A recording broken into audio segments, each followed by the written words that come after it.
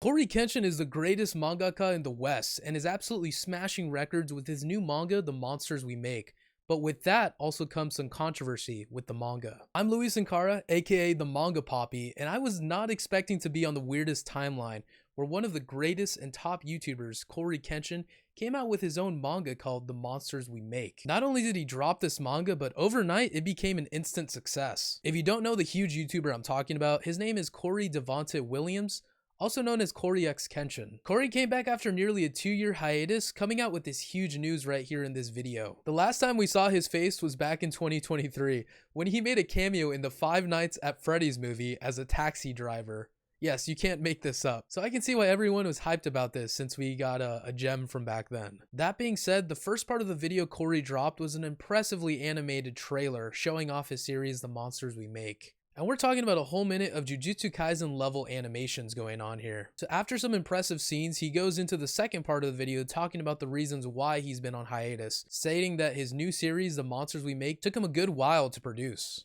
He also announced the release date of the series, which was several days after the video dropped, as well as some other information surrounding it. Man, if you thought the trailer was impressive, this man was definitely aura maxing because the video hit 14 million views in a single week. I mean, those are crazy numbers to be crushing, especially for a channel that hasn't dropped in nearly 2 years. So after announcing the series and selling a lot of volumes to his fans, we got to see the announcement and the release drop a few days later. So you see, with this news dropping, also came some controversy along the side. This recording is a few weeks after the release, but the first week of The Monsters We Make releasing, it sold 150 copies of the series, retailing at $14.99 on his website. Now those numbers are important because that means that this series would be one of the top selling mangas of all time in a single week. That means this series would be on par with others like Jujutsu Kaisen, One Piece, Spy Family, and anything else releasing here in the US. Now with a lot of eyes on this series, a lot of people came in and started calling this a comic book or a graphic novel,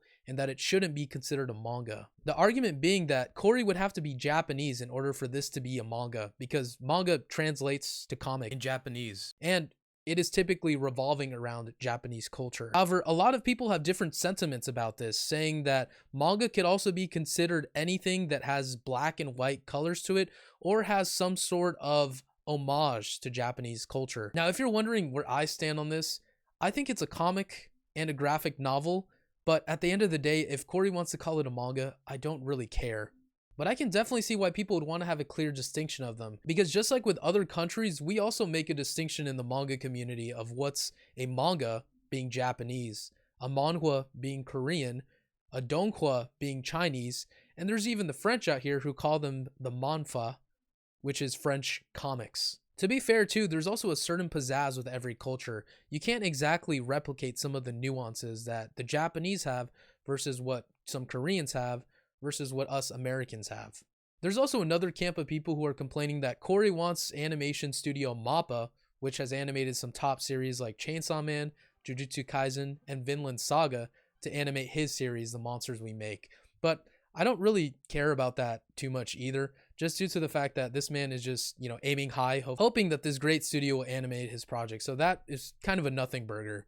I respect his ambition. So hearing about all this buzz, I, the Manga Poppy, wanted to read the series for myself and judge it. So diving into The Monsters We Make, it's about Jabari Brooker, a 17-year-old gifted musician who enters New Eden Academy, expecting to refine his talents. His talents being that he's a genius and he also has psychic power, so he can literally listen to everyone's mind around him. So that's one of the reasons why he wears his headphones. Instead of a smooth ride, he's plunged into a world full of nightmares. The academy was supposed to be a sanctuary for students born during the Eternal Night. You see, years ago, the world was plunged into darkness called the Eternal Night. It's a time where all electronics, lights, and everything you can think of turned off, and the world was in darkness. That's also when some creatures came out called leakers. So the academy was supposed to be a sanctuary for these students born during the Eternal Night. However, it's training them for a more sinister purpose, which is to take out the leakers who were born during that time. So citizens, including his classmates, are mutating into these vicious creatures twisted by dark secrets of Sanada, a global tech giant pulling the strings. Now, Jabari has a group of friends that accompany him during this time. Now, that's a general synopsis of the story, but Jabari and his friends just kind of feel like a generic group of anime characters and, you know, your anime protagonists too. You know, he's really powerful, but his friends kind of push along the story. The art is pretty good. I have no complaints about it, but it's nothing exceptional either. And after reading all 8 chapters, I was surprised to see how little there were of monsters showing up. I do understand that the monsters are the ones that we make, you know, no pun intended. It's supposed to be like the humans and them becoming monsters. So of course you're going to see a bunch of evil people around Jabari. But at the same time, you didn't get to see too many horrific creatures like at the beginning of the series in the first chapter. On top of that, I think there was a good amount of exposition versus the horror action that I thought it was going to be packed with. You know, when watching the trailer, it seemed like we were just going to be going through a fighting fest or, you know, through scary or tense moments. But, you know, I didn't really feel that too much at times. My conclusion on this is that I think this is a solid graphic novel made by CoryxKenshin. At the same time, I think Cory set a new standard for independent artists. I know he wasn't the only one who worked on this manga or graphic novel himself, but his team and him did a great job marketing this, and they also did a great job of selling this series. So in the future, I kind of have higher expectations now when it comes to other people creating new series. Like I said, he dropped 8 chapters of this and a complete volume of this series for only $14.99, which you get a digital copy and you also get a physical copy. Now, this is much better compared to other people that I've seen trying to sell some of their manga or comics, such as Meat Canyon over here. Priced his series at $50, only containing 200 pages.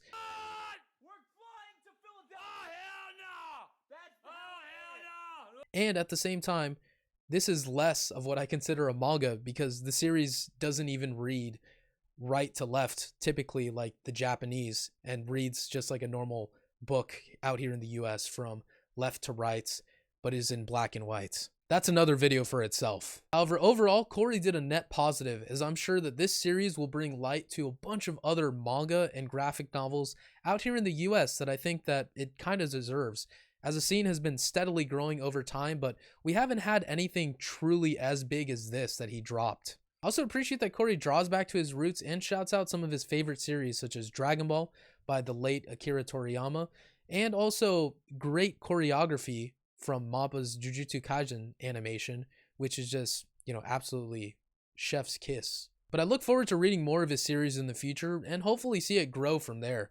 And at the same time, I hope to see more artists flourish from this and find inspiration from Cory's work that he dropped. But I'm curious to hear some of your thoughts on this CoryxKenshin news. This has been Luis Sankara, the Manga Poppy. Drop a comment down below, leave a like, and until next time, adios la familia.